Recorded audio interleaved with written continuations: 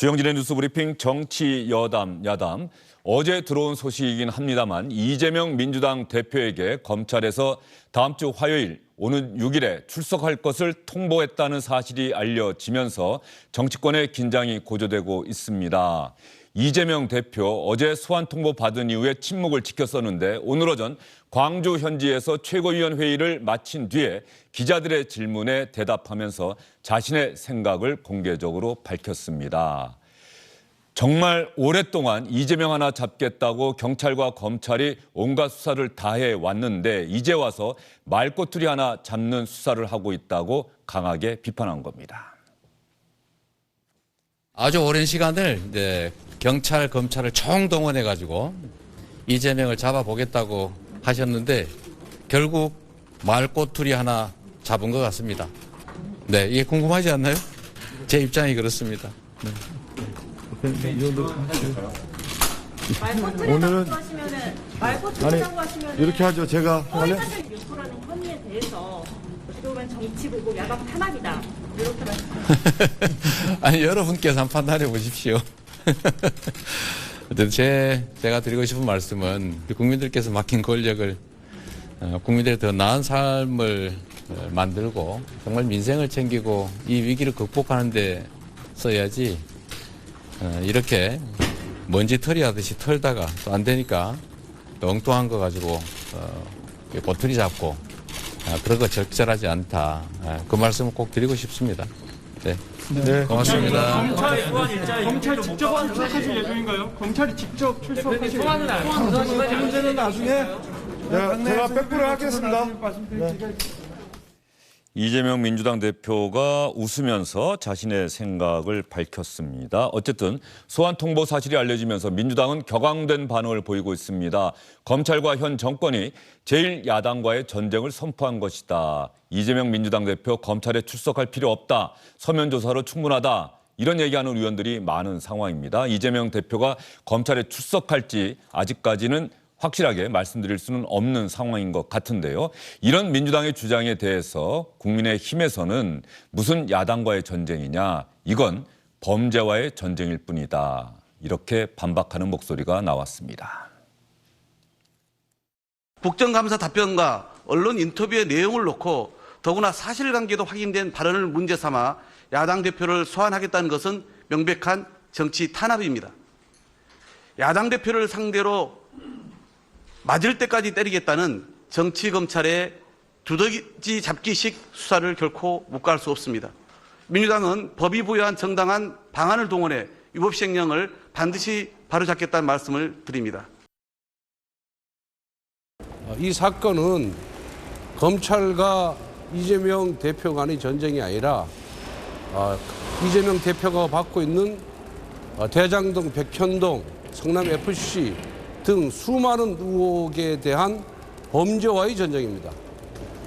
그렇기 때문에 그러한 단순히 정권과의 전쟁이 아니라 범죄와의 전쟁이기 때문에 거기에 대해서는 수사기관은 법과 원칙에 따라 공명정대하게 수사하고 그 결과를 내놓으면 될 것이고 또 당사자인 이재명 대표는 검찰이나 경찰에 출석해서 자신의 입장을 소명하면 될 일이다 이렇게 보고 있습니다.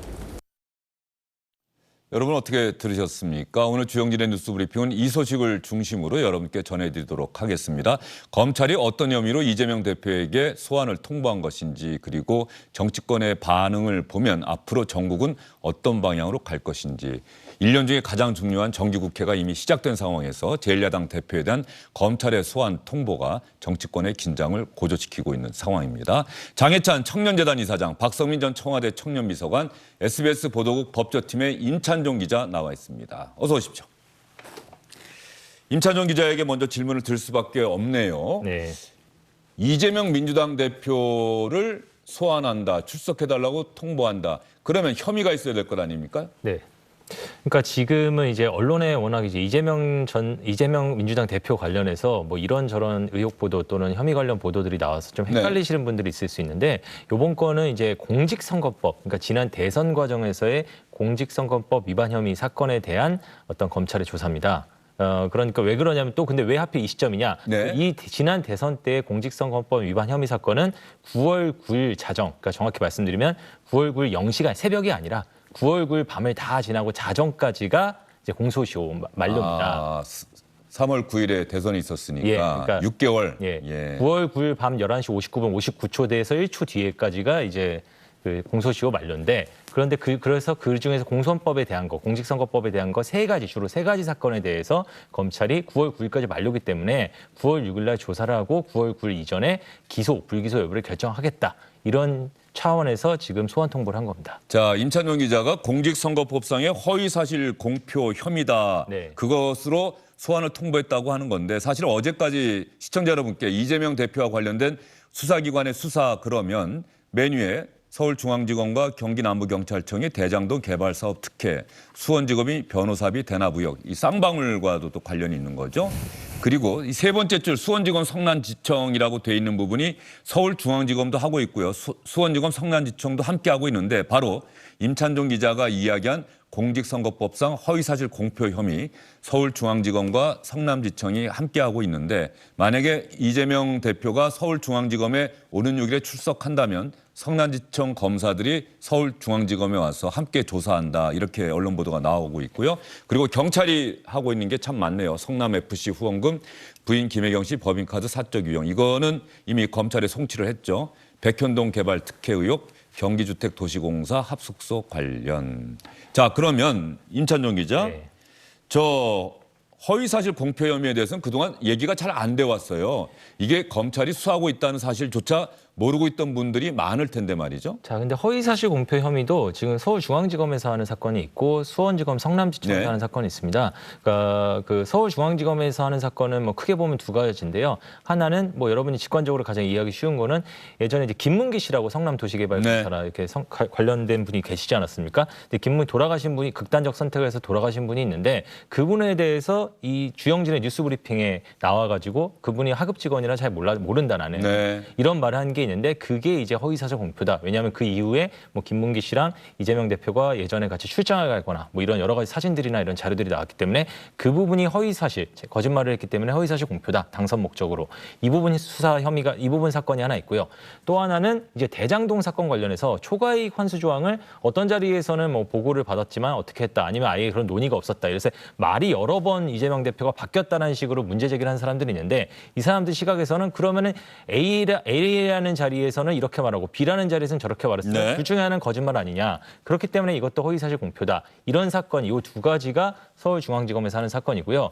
이제 마지막 세 번째는 지금 현재는 수원지검 성남지청에서 하는 사건인데 이게 원래는 경찰에서 하다가 경찰이 기소 의견으로 송치한 사건입니다. 이건 뭐냐면은 이거는 이제 그 경기도 국정감사 때 대선 즈음에 이재명 대표가 경기도 국정감사에 나와가지고 백현동 사건에 백현동 부지 한국식품연구원 부지를 용도 변경을 해준 거는 국토부가 이거 용도 변경을 안 해주면은 직무유기 같은 것이 걸린다고 협박했기 때문에 나는 해준 것이고 내가 무슨 특혜를 주기 위해서 해준 것이 아니다 이렇게 발언한 것이 있는데 국토부는 그런 공문을 보낸 적이 없기 때문에 이게 허위사실 공표다. 그래서 경찰은 이게 선거법 위반 혐의가 인정된다고 생각해서 기소 의견을 송치를 했고 이걸 수원지검 성남지청이 가지고 있습니다. 이렇게 총 김문기 씨 사건 그리고 대장동 초과이익 관련 발언 사건 그리고 그 백현동 관련해서 용도 변경 네. 정의에 대한 설명 요 세 가지 사건을 지금 가지고 9월 6일 날 조사를 하겠다는 게 검찰의 입장입니다. 지난해 12월에 주영진의 뉴스브리핑에 이재명 당시 민주당 대선 후보가 출연한 날 고 김문기 씨의 사망 사실이 알려졌고요. 제가 첫 질문으로 이재명 대표에게 김문기 씨를 알고 있느냐라고 질문했던 기억이 나네요. 그 당시에 했던 이재명 대표의 이 자리에서의 발언이 허위사실 공표 혐의를 받을 만하다는 게 검찰의 판단인 것 같고요. 지난해 국정감사에서 당시 이재명 경기지사가 나가서 했던 발언들도 허위 사실을 공개적인 자리에서 말한 것 아니냐 이렇게 검찰은 판단하고 있는 것 같습니다. 아직까지 그 판단을 했다고까지는 아니고요. 예. 이제 그걸 확인하기 위해서 조사를 한 네. 것이고 판단은 이제 기소 여부를 결정하는 네네 겁니다. 알겠습니다. 예. 예. 예. 법리적으로 정확하게 말씀하시려고 하는 임찬종 기자의 생각은 충분히 이해를 합니다만 예. 그 혐의가 있어 보이니 나와라. 그래서 조사를 해서 혐의가 확인이 된다고 판단이 되면 기소하겠다. 예. 9월 9일까지 하고 나면 또 그 전에 기소를 해야 되는 것 아니겠습니까? 예. 자, 여기까지 일단 말씀드리고요. 당시 구체적인 발언들도 당연히 여러분께 전해드릴 텐데 우리 두 젊은 정치인들의 생각을 한번 들어보죠. 일단 민주당과 여당의 지도부에서는 이것이 야당과의 전쟁이다, 아니다, 범죄의 전쟁이다 이렇게 이야기를 하고 있는데 먼저 박성민 전 청년비서관 어떻습니까? 사실 이재명 대표, 민주당 대표가 될 경우 이런 사법 리스크가 있다라고 하는 것이 전당대회 과정에서도 이미 여러 차례 나왔던 얘기거든요. 그렇죠. 뭐 사실 수사가 뭐 이재명 대표가 되시고 난 뒤에 일어난 수사가 아니라 사실 그 전부터 수사는 계속해서 있었고 일부 혐의는 분명히 검찰이 기소를 할 것이다라는 정치 보복성 수사다 이런 부분에 대한 이야기는 계속해서 있었거든요. 근데 저는 사실 이번에 이 소환 통보를 하는 것을 보고 전형적인 이제 이재명 힘빼기다라는 생각을 하게 되었습니다. 힘빼기다. 네, 왜냐하면 사실 뭐 많은 분들께서 말씀을 하시지만 야당 대표 취임한 지 지금 이제 사흘 남짓 되는 이 시점에 검찰에서 소환 조사를 한다는 것 자체가 사실은 굉장히 이례적인 일 아니냐. 그리고 서면 조사로 대체할 수 있는 부분임에도 불구하고 구태여 소환 조사를 해야 하는 이유가 무엇이냐라는 의문이 저는 제기되기에 충분한 상황이라고 보고요. 이것이 결국에는 이재명 대표의 발언에서 비롯된 그 소환 조사라는 점에 있어서도 그 혐의가 과연 소환 조사를 할 만큼의 사안이냐라는 질문이 들기에 충분하거든요. 실제로 김건희 여사와 관련된 사건들에서도 김건희 여사를 소환조사하지 않고 서면조사로 대체한 발언 역시도 사실은 허위사실 유포와 관련된 부분이지 않았습니까? 그렇기 때문에 이것이 과연 형평성이 있는 그리고 또는 공정한 수사냐 이런 부분에 대해서는 충분히 저는 의혹 제기를 할 수 있고 그리고 사실 이재명 대표가 되고 나서 가장 많이 강조했던 것이 이제 여당과의 협식, 윤석열 정부와의 협력 이런 부분들을 굉장히 강조를 했는데 네. 대표가 되자마자 그리고 사실 정치권에서 굉장히 민감하게 보고 있는 이 추석 시기를 앞두고 그러니까 민심의 좀 밥상머리 민심이라고 하죠. 결국에는 우리가 추석 때 만나서 어떤 이야기를 하냐 이런 부분들이 정치권에 굉장히 영향을 주는데 저는 공소시효가 얼마 안 남았기 때문에 소환 조사를 한다 이 시점에 그거는 있을 수 있는 일이라고 생각을 하지만서도 이 사안이 이전부터 계속해서 수사를 해오던 사안인데 왜 하필 지금 이렇게 급하게 소환 통보를 했어야 하느냐 이런 부분에 대해서는 굉장히 의문스럽습니다. 예, 조금 전에 서면조사 관련 이야기를 하셨는데 SBS 법조팀 기자가 취재한 내용을 보면 검찰에서는 이렇게 이야기를 하고 있다고 하네요. 원래는 서면조사를 하자고 이야기를 했는데 한 차례 연락했는데 이재명 대표 측에서 아무런 연락이 없어서 소환을 통보했다. 맞죠? 예, 그렇게 지금 검찰 측의 주장입니다. 예. 아, 검찰은 그렇게 주장하고 검찰은 있다? 예, 뭐 저희가 이제 소환 통보서를 본 건 아니니까요. 이제 검찰 쪽에서 밝힌 내용은 이미 뭐 언제라고 정확히 말할 수는 없지만 지난달에 그러니까 8월이겠죠. 8월달에 충분한 시간을 두고 소환을 그 서면 조사를 요청했는데 거기에 대해서 가타부타 아무런 답이 없었기 때문에 그 다음에 우리로서는 9월 9일 공소시효 만료를 놔두고 본인의 입장을 들어야 되기 때문에 출석을 해달라고 요구한 것이다. 이게 이제 검찰 쪽의 입장입니다. 자, 우리 장해찬 이사장 생각은 어때요? 그러니까 지금 이 SBS 법조팀의 취재가 네. 맞다면 이 서면 조사 요청에 대해서 답변을 하지 않았을 뿐만 아니라 구체적인 일정에 대해서도 알려주지 않은 이재명 대표 측에게 이번 소환 조사 통보의 책임이 크게 있는 것 같고요. 정치권에서는 아무래도 추석 밥상머리 민심 이야기를 많이 할 수밖에 없습니다만 대선이 지난 3월 9일에 있었고 6개월 뒤인 9월 9일이 공소시효인 것 그리고 그 공소시효 만료 직후에 추석이 있는 건 누가 일부러 만들어 놓은 게 아닙니다. 그래서 이걸 정치적 의도를 가지고 추석과 연관되었다고 말하는 것은 지난 대선 3월 9일에 열리는 걸 이 모든 사실을 저희가 알고 예상하고 정해놓은 건 아니잖아요. 이건 역사적 아픔인 탄핵 때문에 대선이 3월 9일에 열리게 된 것이라서 참 어쩔 수 없는 측면이 있다는 말씀을 드리고 싶고요. 저는 한 문장으로 축약하자면 네. 양치기 소년의 최후라는 말씀을 드리고 싶습니다. 양치기 소년의 최후 어떤 뜻입니까? 이재명 대표가 과거 대법원까지 한번 다녀온 적이 있죠. 그게 바로 이 경기도지사 경선이나 이 토론 과정에서 친형 강제 입원과 관련된 허위 사실을 공표했다고 고소를 당했는데 네. 1심에서는 무죄가 나왔지만 2심에서는 유죄가 나왔습니다. 그리고 3심 대법원에서 다시 무죄가 나왔어요. 하지만 그때도 대법원 판결문을 보게 되면 소수 의견도 상당히 많았고요. 허위 사실을 공표 안 해서 무죄가 나온 게 아니라 긴박한 TV 토론 과정 중에는 그 정도의 어떤 허위 사실을 말하는 것은 용인할 수 있다는 취지로 대법원 무죄가 나온 거예요. 그때 한번 준엄한 법원의 경고를 이미 받은 셈입니다. 그런데 그럼에도 불구하고 이 주영진의 뉴스브리핑 자리에서도 그렇고요. 국정감사에서도 그렇고요. 조금만 확인해 보면 사실이 아니라는 게 뻔히 드러나는 허위 사실을 지속적으로 말해왔기 때문에 이제는 더 이상 우리 법의 어떤 테두리 안에서 이재명 대표를 처벌하지 않을 도리가 없다고 개인적으로 판단을 하고 있고 결정적으로 어제 동아일보 단독 보도를 보게 되면 네. 지난 2014년 12월에 국토부에서 성남시장에게 보낸 공문이 공개가 되었습니다.